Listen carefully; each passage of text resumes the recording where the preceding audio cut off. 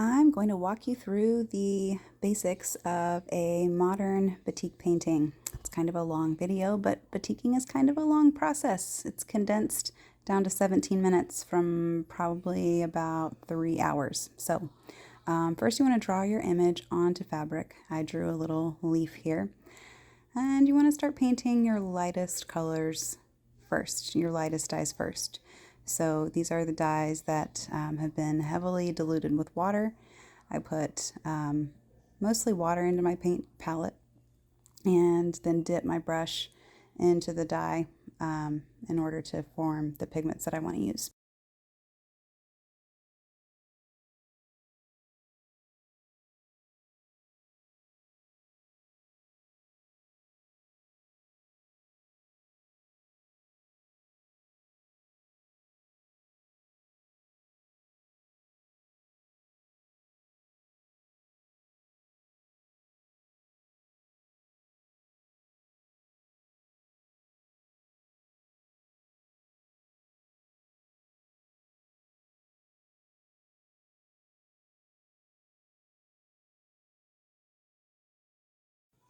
So you'll notice while you're painting that these dyes are super reactive, meaning that if an area of your painting is wet, then the dye is just, it's ready to spread.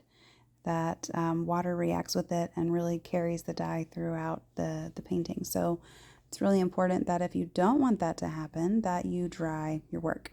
It's great for blending, but when you don't want it to blend, when you want to add details, it's really important that it's dry. And you can use a high heat setting as long as there is no wax on your fabric. So if you waxed out an area so that it stayed white, the color of the fabric, then you don't want to do this with high heat. You want to use a low or medium heat at most.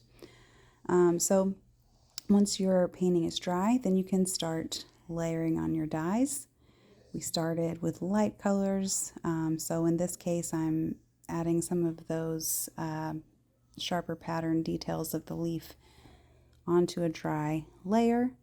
I'm drying it, and then I'll do that again to add even more details. More layering is better. You just want to make sure that you dry every layer before you start painting the next. Otherwise, it can be reactive, and that's where you don't have control over the dye anymore. When the dye is wet, it has a little bit of a mind of its own.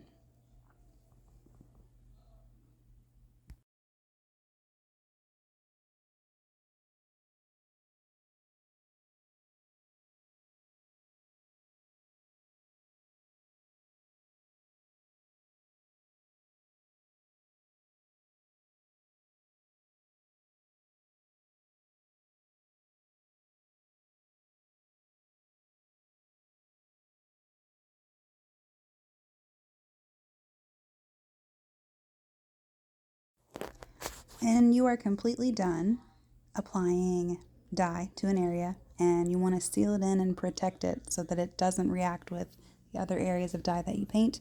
Then you're going to add wax to it. You're going to paint hot wax over it using a wax brush. So this is how you do that. Use short, steady, careful brush strokes. Make sure that you are using an appropriately sized brush, not too big, not too small. And you want to flip it over to make sure that it doesn't stick to your surface and rip all the wax out of the backside. And you also want to make sure that it is going through the backside. So you see I flip it over every once in a while after each stroke and check to make sure that it has saturated. If it hasn't saturated through the backside, then it's not protecting your dye, and it could react when you paint another area of dye around it, or even worse, it definitely will react with the black dye when you do the final black dye dip. So consistently dip your brush into the pot, paint a small area, and flip it over to check the back. If your wax looks cloudy, like it's sitting on top of the fabric, then it's not protecting, it's not saturating all the way through. It should look kind of dark, almost wet, and you should be able to see that area that you just added on the back side when you flip it over. So flipping it is important. It's dual purpose For one, it keeps it from sticking to your cardboard surface underneath. And two, it makes sure that your wax is penetrating through the fabric and protecting your layers of dye.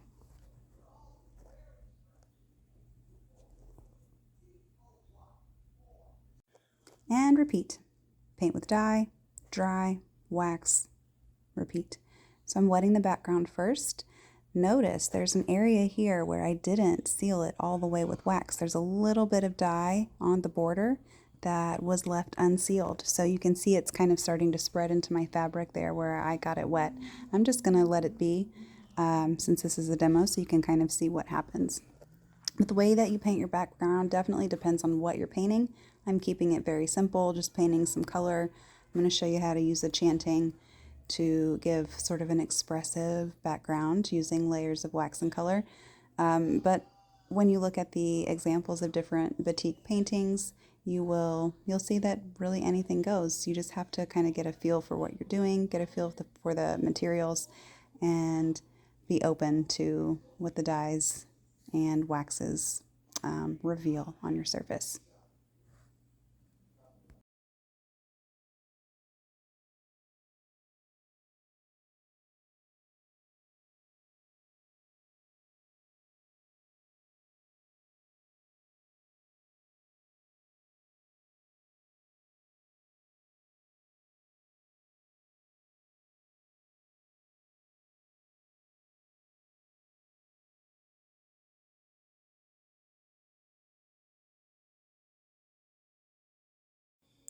So now, just like before, you want to make sure each layer of dye is dry before you move on to the next. Once you have wax on your painting, it's really important that you keep the heat setting low on your dryer. If you put it on high, then you'll notice that the wax will start to melt and will kind of flow out into the fabric where you maybe don't want it to go yet. And remember, anywhere that there's wax, you cannot add dye. So it could really affect the area that you're left with to alter the color of the dye. So low setting or medium setting, just make sure that you're keeping an eye on that. The wax will start to look kind of wet if it's starting to melt.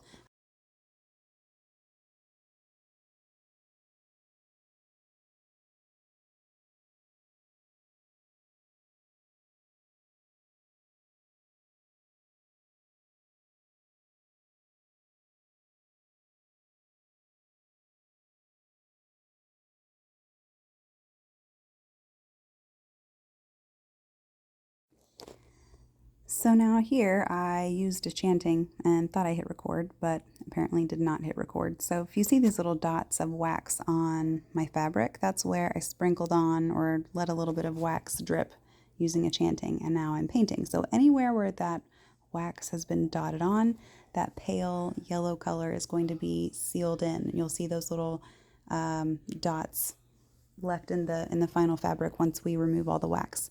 So I'm painting over it in another layer of yellow dye. It's going to make it more bold.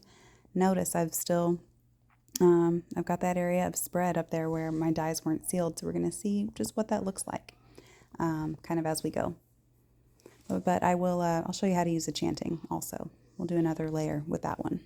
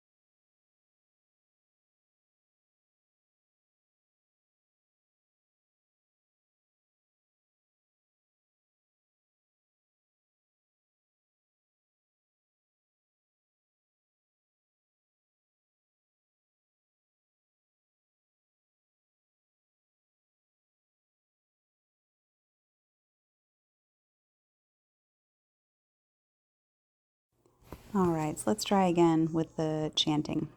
So you're going to take the chanting, dip it into the wax pot so that the little well in it fills up. Make sure that you've allowed any solid wax in it to melt first. And then keep a paper towel underneath you so you have a little more control over the bottom drips, but tip it over so that the nozzle can drizzle wax wherever you want it to go. You can also try to go slower and be more precise and sort of draw with it. But I like to just use it sort of expressively like that, probably because I'm not very good at controlling it. Yeah, so once you're done painting all of your layers, you're going to seal your whole piece of fabric in wax. And you're going to do that by placing it directly into the wax pot.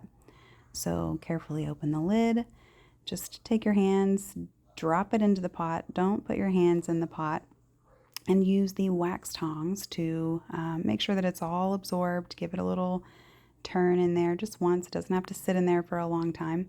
But then use the wax tongs to pick it up and let any excess wax drip back into the pot. That part is important. You don't want to drip wax anywhere beyond the wax pot.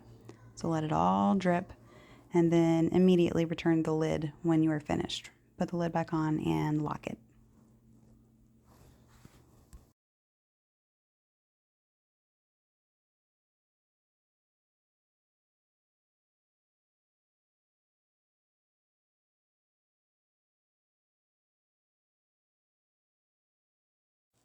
So now at this point you've got a solid waxy piece of fabric, and you want to let it cool off enough so that it's stiff. It shouldn't be really flowy. It'll feel kind of flowy for a few minutes, but it should be pretty solid, completely cooled off.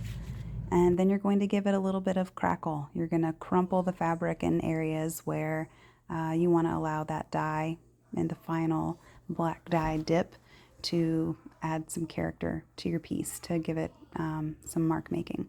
So if there's an area where you don't want any crackle to go, then don't crumple the fabric in that area. You have some control, not a lot, but you do have some control. And as long as your fabric is well sealed, then it should be safe. So you're going to take it over to the black dye box. You're going to place it in. You're going to give it a few flips and turns in the dye bath. You want to make sure that the dye is able to touch all the parts of the fabric, so kind of poke it in. Don't poke it so hard that you chip away pieces of wax, because you can chip it away and then allow that black dye to go maybe in areas that you didn't want for it to go. So be gentle, don't stab it. Give it some gentle turns and presses and make sure that it's able to be absorbed in that dye bath.